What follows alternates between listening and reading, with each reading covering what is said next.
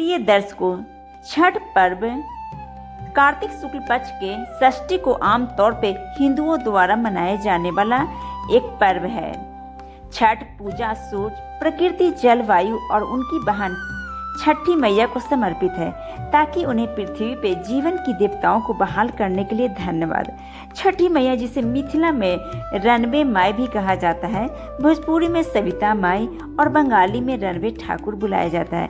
पार्वती का छठा रूप भगवान सूरज की बहन छठी मैया को त्योहार की देवी के रूप में पूजा जाता है। यह चंद्र के छठे दिन काली पूजा के 6 दिन बाद छठ मनाया जाता है। मिथिला में छठ के दौरान मैथिल महिलाएं मिथिला की शुद्ध पारंपरिक संस्कृति को दर्शाने के लिए बिना सिलाई के शुद्ध सूती धोती पहनती हैं। त्योहार के अनुष्ठान कठोर और 4 दिनों की अवधि में मनाए जाते हैं। इनमें पवित्र स्नान, उपवास और पीने के पानी से दूर रहना, लंबे समय तक पानी में खड़े रहना और प्रसाद और अर्घ्य देना शामिल है। ये आज हम छठ की कथा को सुनते हैं। राजा प्रियव्रत और रानी मालिनी की कथा। बहुत समय पहले राजा प्रियव्रत नाम के एक प्रतापी और धर्मात्मा राजा थे। उनकी पत्नी का नाम रानी मालिनी था। दोनों के पास सब कुछ था, धन, राज, वैभव, परंतु संतान सुख नहीं था। वे संतान की इच्छा से बहुत दुखी रहते थे। उन्होंने ऋषि मुनियों से सलाह ली। एक दिन महर्षि कश्यप उनके दरबार में आए। राजा ने कहा, हे मुनिवर, सब सुख है पर संतान नहीं है, कृपया मार्ग बताइए। महर्षि ने कहा, राजन, पुत्रेष्टि यज्ञ कराइए, इससे आपको निश्चित ही संतान की प्राप्ति होगी। राजा ने वैसा ही किया। यज्ञ के बाद अग्निदेव ने यज्ञ कुंड से निकलकर पवित्र खीर का एक पात्र दिया और कहा, इसे अपनी रानी को खिलाइए, उन्हें पुत्र रत्न की प्राप्ति होगी। राजा ने बड़े आनंद से वह खीर रानी को दी। समय आने पे रानी ने पुत्र को जन्म दिया, परंतु वह मृत पैदा हुआ। यह देखकर राजा रानी का हृदय टूट गया। उन्होंने अपने प्राण त्यागने का निश्चय कर लिया। तभी अचानक आकाश में एक दिव्य ज्योति प्रकट हुई। वह एक तेजस्विनी देवी थी। उन्होंने राजा से कहा, हे राजन, मैं सूर्यदेव की पुत्री देवसेना, जिसे लोग छठी मैया के नाम से जानते हैं, मैं बालकों की रक्षा करती हूँ और निसंतान दंपतियों को संतान सुख प्रदान करती हूँ। यदि तुम मेरी विधि विधान से पूजा करोगे तो तुम्हें संतान की प्राप्ति होगी। राजा ने श्रद्धा से देवी की पूजा की और छठ व्रत किया। कहते हैं कुछ समय बाद रानी मालिनी को एक सुंदर और स्वस्थ पुत्र की प्राप्ति हुई। उस दिन कार्तिक शुक्ल षष्ठी तिथि थी, इसलिए उस दिन से यह व्रत छठ व्रत कहा जाने लगा। अब इससे जुड़ी हुई रामायण की एक कथा है। जब भगवान श्री राम और माता सीता 14 वर्ष का वनवास पूरा करके अयोध्या लौटे, तब उनके राज्याभिषेक के बाद माता सीता ने सूर्यदेव की उपासना करने का निश्चय किया। उन्होंने कार्तिक शुक्ल षष्ठी के दिन पूरे विधि विधान से छठ व्रत किया, सूर्यदेव को अर्घ्य दिया और समृद्धि व प्रजा कल्याण की कामना की। यहीं से अयोध्या और मिथिला में छठ व्रत की परंपरा आरंभ हुई और यह जनमानस में रच बस गई। एक और कथा है जो महाभारत से जुड़ी हुई, आइए उसको भी सुनते हैं। कथा सुनने से पहले आप सभी से निवेदन है कि कृपया वीडियो को लाइक अवश्य कर दें और एक कमेंट करना नहीं भूलें। कमेंट बॉक्स में जय छठी मैया अवश्य लिखें। महाभारत कालीन छठ पूजा की कथा इस प्रकार है।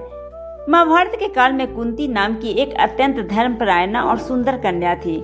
वे राजा कुंती भोज की दत्तक पुत्री थी। जब कुंती छोटी थी तब उनके घर महर्षि दुर्वासा कुछ समय के लिए अतिथि बनकर आए। कुंती ने बड़ी ही श्रद्धा और सेवा से उनकी सेवा की। प्रसन्न होकर महर्षि दुर्वासा ने कुंती को एक अद्भुत वरदान दिया।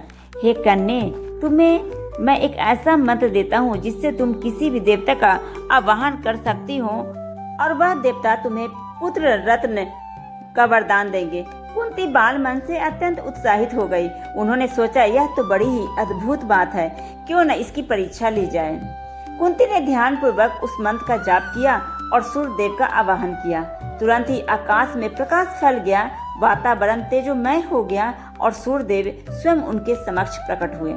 सूर्यदेव ने कहा, हे कुंती, तुमने मुझे इस मंत्र से बुलाया, अतः यह मेरा धर्म है कि मैं तुम्हें पुत्र प्रदान करूं।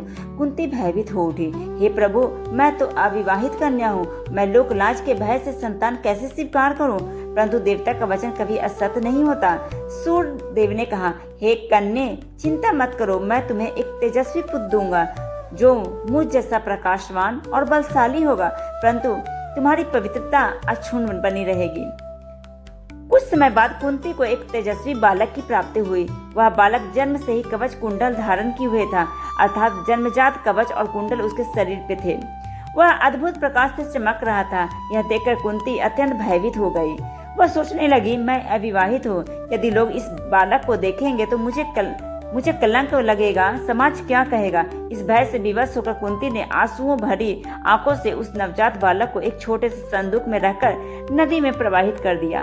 नदी की धाराएं उस पेटी को धीरे धीरे बहाकर ले गई। वह पेटी हस्तिनापुर के पास बहकर एक सारथी अधिरथ और उसकी पत्नी राधा के घर के पास किनारे पे आ लगी। दोनों ने जब पेटी खोली तो उन्होंने उस तेजस्वी बालक को देखा। वे निसंतान थे, इसलिए उसे भगवान का वरदान समझकर अपने घर ले गए और बड़े ही प्रेम से उनका लालन पालन किया। बालक का नाम रखा गया कर्ण, क्योंकि वह कवच कुंडल धारी था और सूर्य जैसा तेज रखता था। कर्ण बड़ा होकर अत्यंत तेजस्वी, दानवीर और पराक्रमी बना। उससे ज्ञात था कि उसका जन्म साधारण नहीं है, पर वह अपने पालक माता पिता को सम्मान करता रहा। कर्ण प्रतिदिन प्रातःकाल और सायंकाल सूर्यदेव की उपासना करता था। वह जल में खड़ा होकर हाथ जोड़कर आंखें बंद करके सूर्यदेव को अर्घ्य देता था।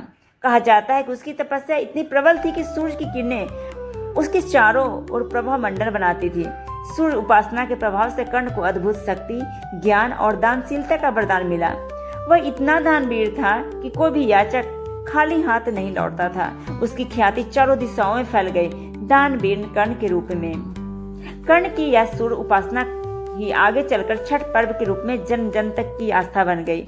लोगों ने देखा कि सूर्य की भक्ति से कर्ण को अद्भुत तेज, सौभाग्य और शक्ति मिली है, इसलिए उन्होंने भी सूर्यदेव और उनकी बहन छठी मैया की पूजा आरंभ की।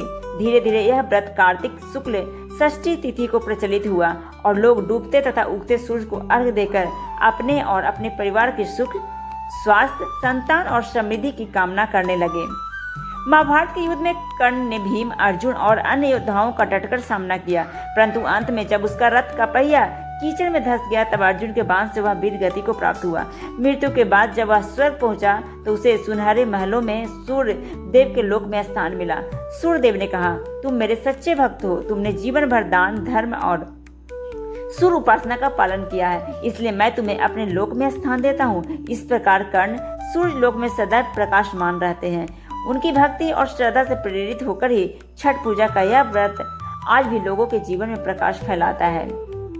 छठ पर्व हमें सिखाता है कि सच्ची आस्था, संयम और श्रद्धा से ही जीवन में दिव्यता आती है। सूर्य की उपासना केवल पूजा नहीं बल्कि प्रकृति, जल और प्रकाश के प्रति आभार का प्रतीक है। छठी मैया और सूर्यदेव की कृपा से जीवन में स्वास्थ्य, संतान, सुख और समृद्धि का वास होता है। दानवीर कर्ण के समान तेज और श्रद्धा सबको मिले। छठी मैया सबके जीवन में सुख शांति भर दें। आप सभी के लिए यह छठ पर्व जीवन में अच्छा संदेश लेकर आए, अच्छा सौभाग्य लेकर आए। जय छठी मैया। कृपया जाते जाते वीडियो को लाइक कर दे, एक कमेंट जरूर कर दे। धन्यवाद।